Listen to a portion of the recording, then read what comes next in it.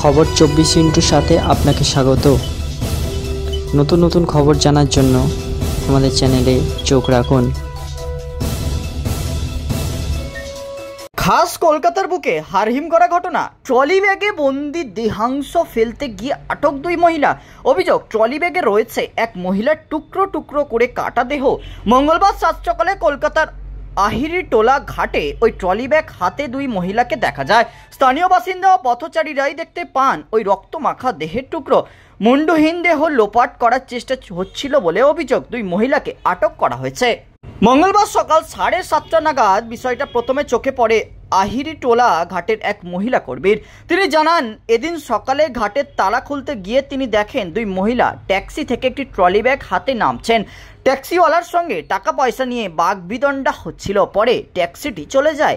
ওই মহিলা জানান, ট্রলি ব্যাগটি এতটাই ভারী ছিল যে ওই 2 মহিলা সেটি টানতে পারছিলেন না।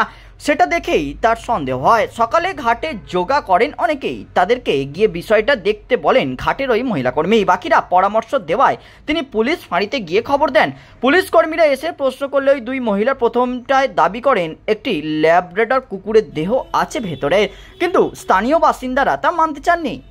ওই 2 মহিলা মা ও মেয়ে বলেই জানিয়েছে প্রত্যক্ষদর্শীরা। চাপ দেওয়ার পর মহিলা দাবি করেন তার মেয়ের ননদ শ্বশুর বাড়ির অত্যাচারে গায়ে আগুন দিয়েছে। এভাবেই নানা অসংলগ্ন কথা বলতে থাকেন তারা। এরপর সুটকেস খুলতে খুলতেই শিউরে ওঠেন সবাই।